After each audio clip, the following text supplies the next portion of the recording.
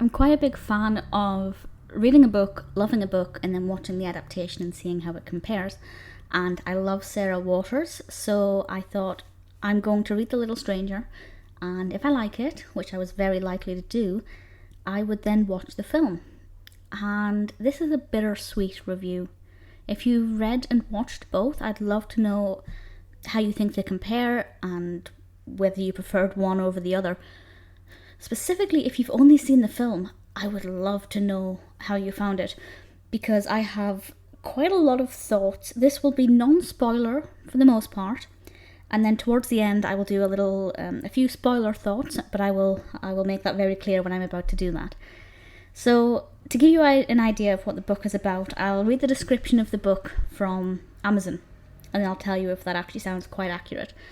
So, on Amazon, it says, in a dusty post-war summer in rural Warwickshire, a doctor is called to a patient at lonely Hundreds Hall.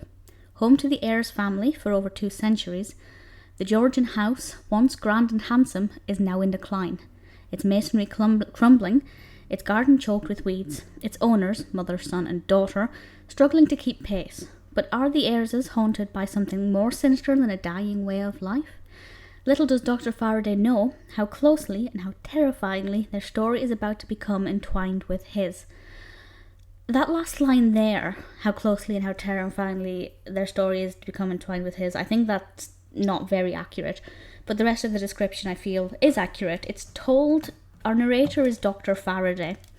And as a narrator, he is likeable, not always trustworthy, but he keeps you on your toes. And I liked his narrative style. I liked going on this journey with him. Hundreds Hall is a character within its own right. And the description of this hall in the book, I'm speaking just specifically about the book just now, the hall is really lovely, and I got a really clear picture of it in my head. I could see the walls and the floors and the layout, and I could really get a visual perspective of what it was. So in terms of the description of the hall, which obviously was very vital given how pivotal the hall is to the narrative, I had no complaints. I thought it was really great.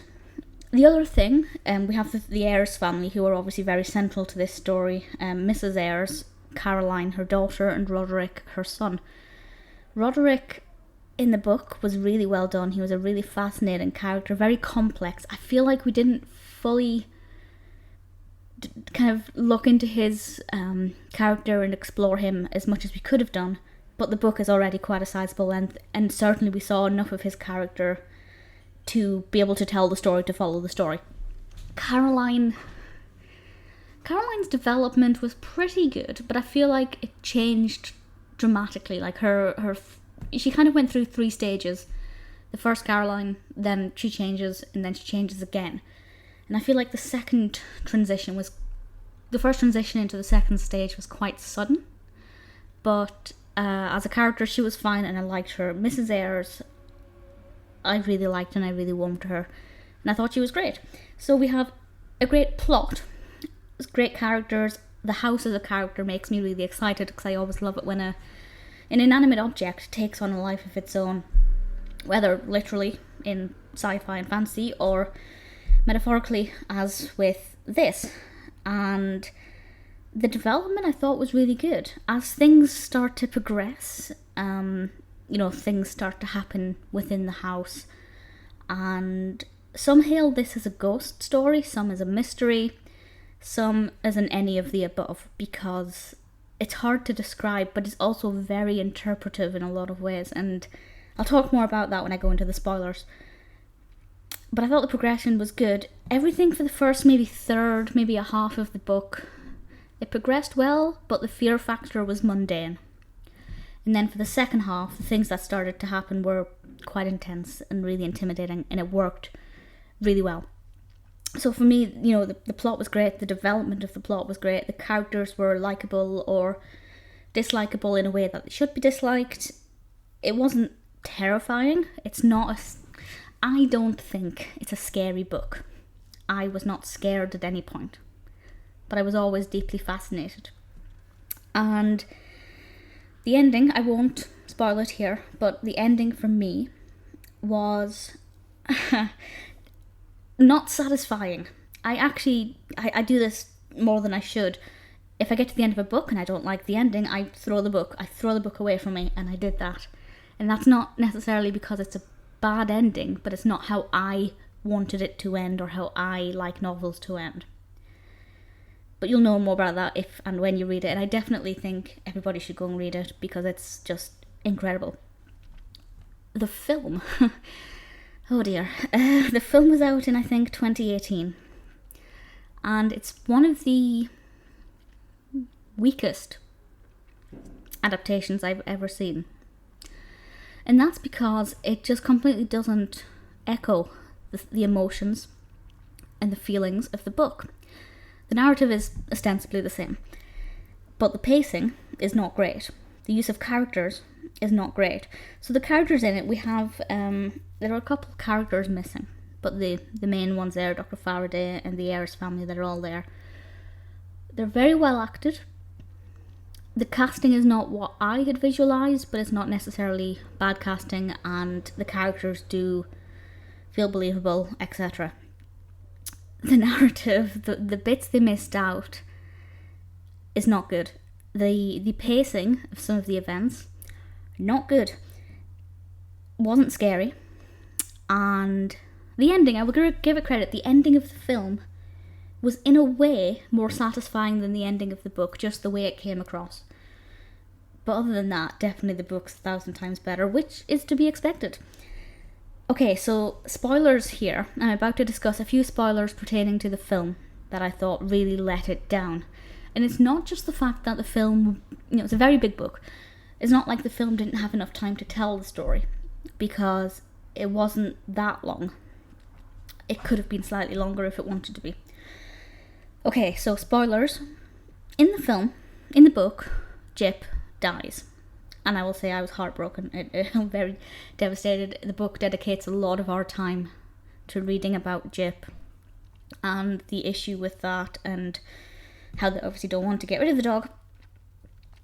And in the film, it's like, job done within 30 seconds. Slight exaggeration, but it's not well done. Roderick, this really annoyed me. So in the book, Roderick gets sent away, and they visit him from time to time, and we get updates about him. In the film, Roderick is sent away. It's done very quickly, with little emotion, and we kind of forget about him after that, and I just think it's just despicable treatment of that character. Very dissatisfied. Mrs. Ayres' death, I actually have to give the film credit. So in the book, as you'll know, as I assume you've read it, Mrs. Ayres hangs herself. And it doesn't make much sense. In the sense that, why would she choose that door? Yes, the door had shut behind her. Yes, she'd not been able to get out of one of the doors before. So maybe she saw that door and thought back to what had previously happened a few chapters earlier. But in the film, she smashes a picture of Susan and cuts herself with the shards of glass and bleeds to death. That's more emotive, and I think that made more sense as a way of her committing suicide. So that in the film was actually a bit better, but that's probably the only thing that was done better in the film. Also, Betty's accent. Nothing wrong with the actress, very well acted, but that's not how I heard Betty in the book. So that was kind of jarring because it completely contrasted with my interpretation. The ending, for me, the ending in the film was very beautiful because I knew, I understood, I'd read the book. But I went on Google and had a look at some of the people's reviews after watching the film, and a lot of people who haven't read the book said that they didn't understand the ending, and I completely get that. Because it's quite ambiguous with the book, but there are a lot of things leading up to it that drop these hints. Not in the film. These hints are not really there in the film at all. Maybe if you know to look for them, they're there, but otherwise they're just completely absent, and it makes, you reach the end of the film, you don't understand what they were trying to do with this narrative because it's not obvious, it's not clear at all, and it just makes the entire narrative pointless.